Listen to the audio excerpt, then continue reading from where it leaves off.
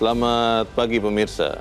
Dalam masyarakat Indonesia sangat prihatin melihat perilaku sebagian pelajar. Dalam tempo sekitar 1 pekan, ada 2 peristiwa yang memilukan yang dilakukan oleh sebagian kalangan siswa.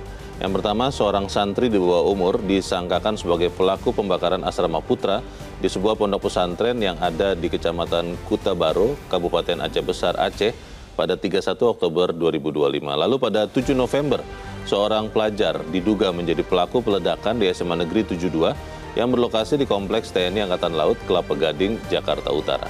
Pemirsa, inilah editorial Media Indonesia di siang hari ini, Senin 10 November 2025, dengan tema Jadikan Sekolah Tempat Aman bersama saya, Leonard Samosir.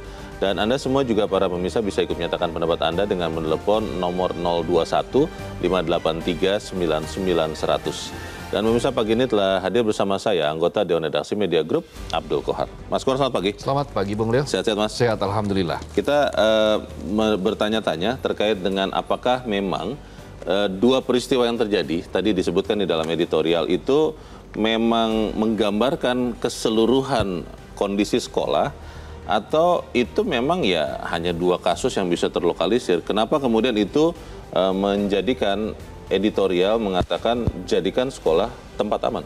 Karena begini, intensi dari peristiwa 2 peristiwa yang sangat berdekatan itu sudah sampai pada level yang mengkhawatirkan. Jadi meskipun 2 dari tentu saja 2 dari jumlah ratusan ribu sekolah, itu tentu adalah 0,00 sekian. Tetapi kita tidak bisa melihat dari sisi itu saja. Dari sisi jumlah? Dari sisi angka, dari sisi persentase.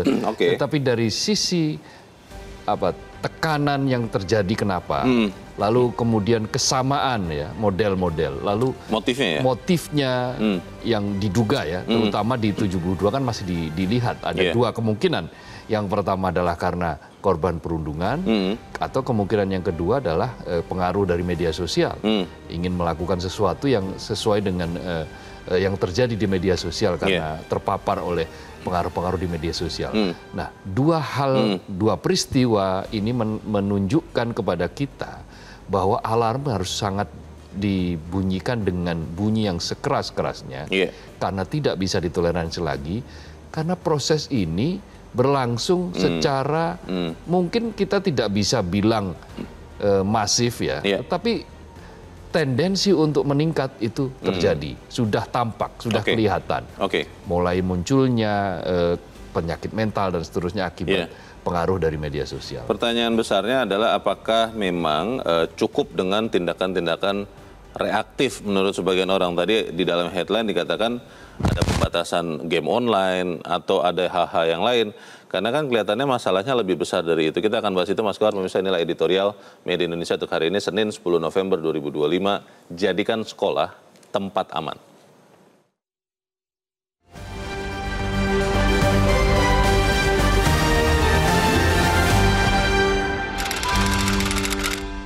Jadikan sekolah tempat aman.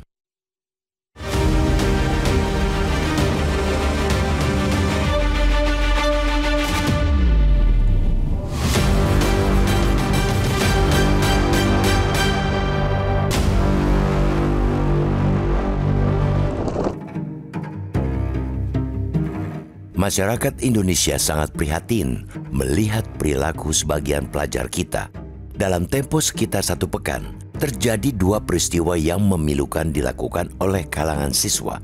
Pertama, seorang santri di bawah umur disangkakan sebagai pelaku pembakaran asrama putra di sebuah pondok pesantren Ponpes yang berada di Kecamatan Kuta Baro, Kabupaten Aceh Besar, Aceh pada 31 Oktober 2025. Lalu pada 7 November, seorang pelajar diduga menjadi pelaku peledakan di SMA Negeri 72 yang berlokasi di Kompleks TNI Angkatan Laut, Kelapa Gading, Jakarta Utara. Siswa dan santri di Jakarta dan Aceh tersebut mungkin tidak saling kenal.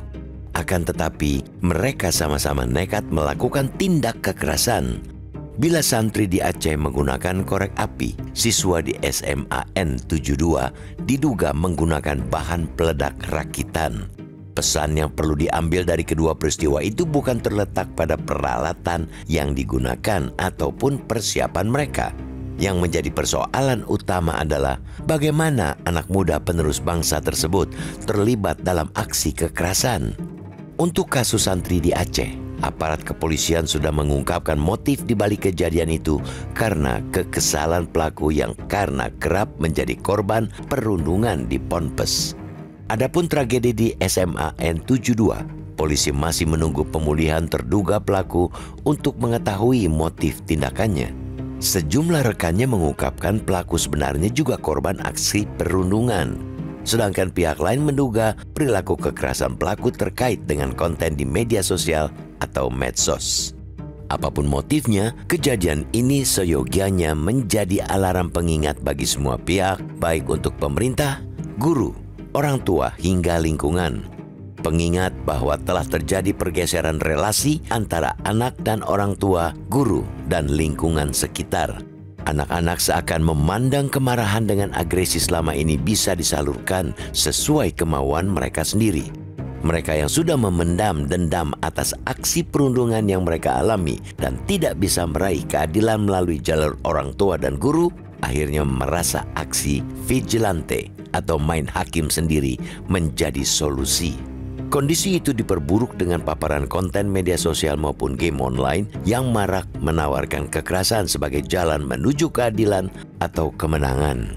Mereka yang minim literasi digital belum bisa memilah manfaat maupun mudarat dari medsos maupun game online tersebut. Mereka juga belum bisa membedakan konten yang positif maupun negatif. Sepanjang konten atau game yang ada dan bisa diakses, itu berarti dianggap bisa menjadi pembenaran atas pembalasan rasa sakit hati. Pemerintah, orang tua, guru, dan sekolah sudah harus meningkatkan atensi terhadap perubahan perilaku anak.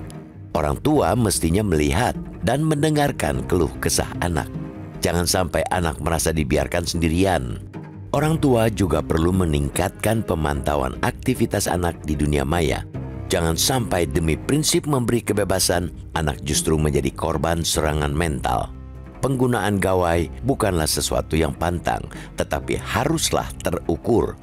Banyak manfaat lain dari gawai ketimbang game online dan menghabiskan waktu untuk bermedsos.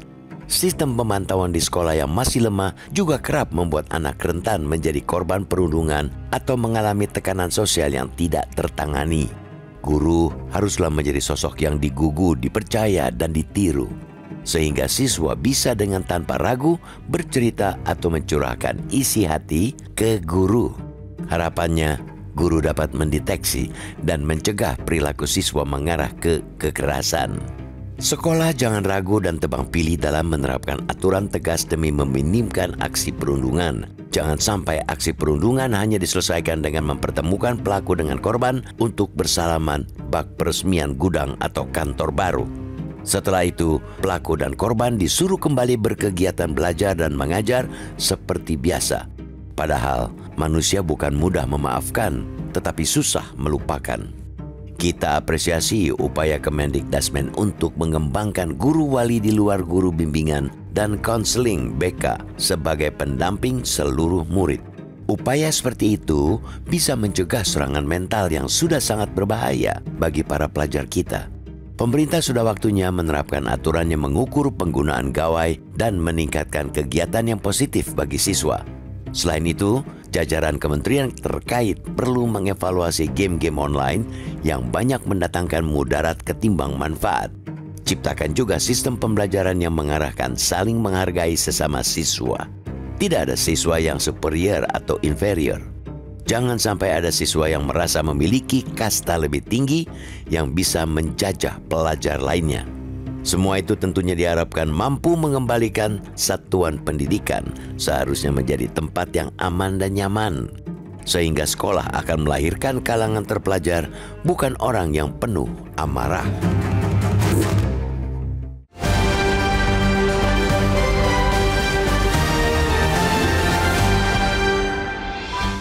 Di bagian berikut Anda bisa ikut menyatakan pendapat Anda, pemirsa. Untuk saat ini tetaplah bersama kami.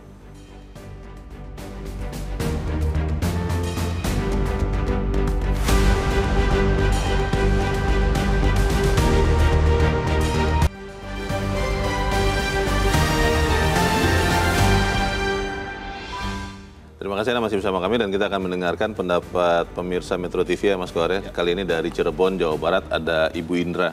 Bu Indra, selamat pagi. Selamat pagi Bung Leonard, Samosir dan Bung Abdul Kohar. Ya. Assalamualaikum warahmatullahi wabarakatuh. Waalaikumsalam warahmatullahi wabarakatuh. Ya. Bagaimana Bu Indra, ini bisa tidak kita menjadikan sekolah tempat aman? Silakan Bu. Ya, ini persoalan yang sudah sebetulnya lama Bung Leo. Anak-anak yang dibully itu, yang mendapatkan perundungan sudah berkali-kali terjadi dan banyak kan kasus bunuh diri yang terjadi. Kemudian kita lihat juga anak-anak yang tawuran gitu. Itu berpuluh tahun tidak terselesaikan. Nah, sekarang ditambah dengan medsos yang menampilkan kejahatan-kejahatan begitu, hal-hal yang mendirikan bulu Roma. Nah, si anak yang sedang berkembang ini terpengaruh. Dia kemana saya akan mencari perlindungan? Jangankan anak-anak, orang dewasa aja banyak yang Indra, solusi yang paling dekat Bu itu harus dilakukan oleh siapa Bu? Singkat saja Bu. Oleh orang tua dan guru juga masyarakat di sekitar juga bersama-sama ya. Anak ini perlu perlindungan itu, Bung Leo. Yakinkan bahwa mereka bisa aman bersama orang tuanya atau gurunya. Jadi dia tidak ingin mengeluarkan emosinya begitu. Ya. Terima kasih Bu Indra. Assalamualaikum warahmatullahi wabarakatuh. Waalaikumsalam warahmatullahi wabarakatuh. Bu Indra dari Cirebon, Jawa Barat. Kalau kita lihat Mas Kohar yang dikatakan Bu Indra ini dugaannya adalah memang korban bullying. Tapi pertanyaannya adalah kalau ini diselesaikan dengan misalnya membatasi permainan online, tadi ada di dalam headline. Lalu apa yang kira-kira benar-benar bisa menekan tendensi kekerasan oleh anak-anak ini? Di banyak negara-negara maju, pembatasan online untuk anak-anak itu dilakukan. Pembatasan game online dan untuk hal-hal yang banyak mudaratnya. Jadi ada prinsip-prinsip besar yang kalau di dalam ajaran di agama itu ada mengatakan bahwa menolak mudarat itu harus didahulukan daripada mengambil manfaat. Betul ada manfaatnya, kalau manfaatnya kecil, mudaratnya besar, harus ditolak dulu. Nah, harus diupayakan bagaimana hal-hal yang berimplikasi, yang residunya itu bisa menjadi besar dan bisa mengakibatkan pelajar itu mengalami bahkan ada yang sampai keruntuhan mental dari meniru, misalnya meniru yang ada di game online, meniru tokoh-tokoh idola mereka, dari budaya pop yang kita saksikan kan banyak artis-artis muda di Korea yang kemudian bunuh diri mengakhiri hidup karena ada tekanan mental dan seterusnya. Itu semua bisa menyebabkan kemudaratan yang jauh lebih besar apabila tidak dicegah. Ini tugas sekolah atau orang tua? Secara bersama-sama harus dilakukan. Makanya kan di editorial juga kita katakan kita mengapresiasi Kementerian Pendidikan Dasar dan Menengah yang sekarang mengembangkan guru wali. Guru wali itu adalah guru kebekaan, guru bidang bimbingan dan konseling yang memang bukan BK, ya guru, semua guru harus mampu berfungsi sebagai bimbingan dan konseling. Dia harus mampu memberikan bimbingan kepada sejumlah murid, maka dia mengampu beberapa murid. Nah, di dalam pengampuan itu, proses pengampuan itu guru harus mendengarkan, harus memberikan nasihat, solusi, dan seterusnya. Tapi kan jumlah murid jauh lebih banyak daripada guru. Makanya satu guru wali dia akan memegang beberapa murid. Dan itu ada proses-proses pelatihan yang tidak membebani guru karena itu juga dianggap sebagai bagian dari jam mengajar. Jadi jam mengajar tetap, tetapi termasuk item dari jam mengajar itu adalah yang menjadi guru wali itu. Tapi kan masalahnya kita masih tetap belum tahu, Mas Kohar, kalau memang di SMA 72 ini pelaku itu terpengaruh katanya oleh medsos atau oleh mungkin game, dia melakukannya di mana? Apakah di sekolah, apakah di perjalanan, di tempat-tempat lain, atau jangan-jangan di rumah? Kita bahas di bagian berikut, pemirsa tetap bersama kami, Editorial Media Indonesia segera kembali.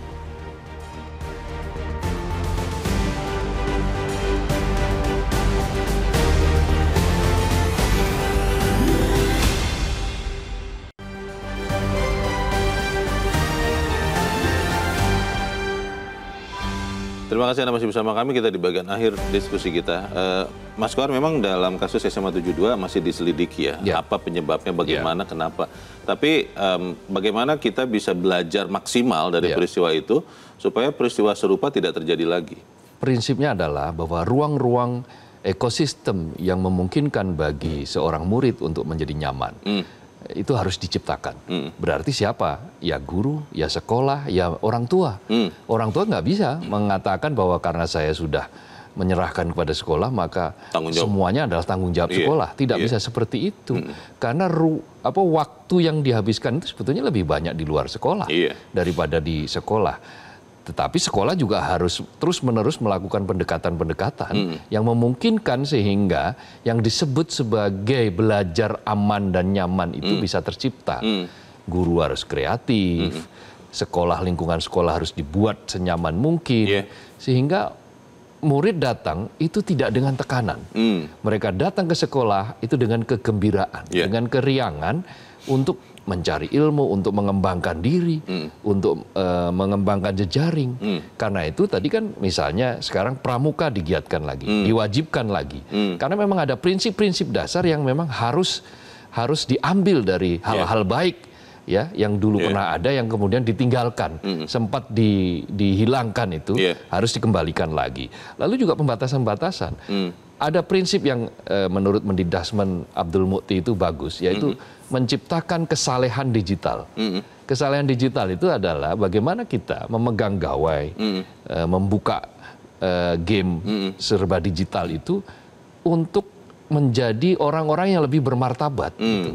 Bukan menjadi pribadi-pribadi yang kemudian lembek, lemah, gampang marah, sedikit saja tersinggung, gampang tersinggung. Atau kemudian ada diperbudak cinta, itu istilahnya bucin ya. Sampai terjadi hal-hal seperti itu. Love scamming tuh ada juga. Iya. Nah itu semua harus dilakukan dengan pendekatan yang terus-menerus, dengan proses-proses yang dilalui dengan kesabaran, tetapi juga harus ada tindakan.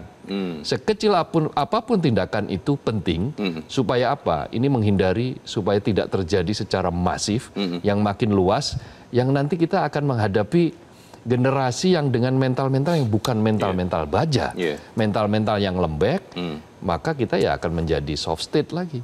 Istilah Gunnar Myrdal itu kita disebut sebagai soft state kalau seperti itu nantinya. Negara yang lembek, bangsa yang lembek. Bagaimana ini kemudian benar-benar diseriusi, Mas Kohar? Karena katanya kan kita bangsa yang mudah lupa, nanti ada peristiwa lain yang lebih besar, lupa lagi nih. Betul, konsistensi itu menjadi kunci, dan karena itu ini lintas kementerian, lintas lembaga, jadi tidak hanya menjadi tanggung jawab di dunia Dikdasmen, tetapi di situ juga ada Komdigi, yang dia juga harus melihat potensi-potensi bagaimana sejauh apa, lalu kemudian ada tadi disebutkan kan, bahkan Presiden pun sempat ingin mengevaluasi sejumlah hal, dan tentu itu adalah bagus, tetapi yang juga tidak kalah penting adalah orang tua harus hadir, menjadi teman dialog, menjadi teman yang bisa mengembangkan anak itu menjadi pribadi-pribadi yang tidak gampang marah, tidak lembek, tetapi menjadi pribadi yang sangat kuat. Gitu. Insentif untuk orang tua apa ya Mas? Karena kan banyak orang tua yang mengatakan, saya sudah bayar kok sekolah itu, tugas guru lah. Pendidikan itu bukan melulu soal perdagangan. Dan pendidikan itu bukan melulu soal uang. Karena memang pendidikan, kalau katakanlah misalnya di swasta karena sudah bayar, bukan seperti itu relasinya. Relasi pendidikan itu adalah relasi ya antara murid dan guru dan orang tua yang mereka harus bekerja sama untuk menciptakan manusia-manusia unggul, menciptakan manusia yang punya martabat, manusia yang punya etika begitu ya, dengan kedalaman-kedalaman etik, kedalaman-kedalaman akademik, kedalaman-kedalaman nilai, bahkan literasi yang semakin meningkat dari waktu ke waktu. Bukan kerapuhan-kerapuhan yang terus menerpa mereka sehingga menjadi pribadi yang lembek. Kita harap bukan hanya sekolah, tapi tentunya keluarga akan menjadi tempat aman bagi anak-anak kita. Mas Kohar, terima kasih sudah hadir tempat ini. Selamat pagi, Mas. Selamat pagi, Bung. Pemirsa, kita harus juga menciptakan sistem pembelajaran yang mengarahkan untuk saling menghargai sesama siswa. Tidak ada siswa yang superior, juga tidak ada yang inferior. Jangan sampai ada siswa yang merasa punya kasta lebih tinggi yang bisa menjajah pelajar lain. Semua itu tentunya diharapkan mampu mengembalikan satuan pendidikan menjadi tempat yang aman dan nyaman sehingga sekolah akan melahirkan kalangan terpelajar, bukan orang yang penuh amarah. Saya, Leonard Samusi, terima kasih Anda sudah menyimak editorial Media Indonesia 1 pagi ini. Terus jaga kesehatan Anda, terus jaga nurani Anda. Selamat pagi, sampai jumpa.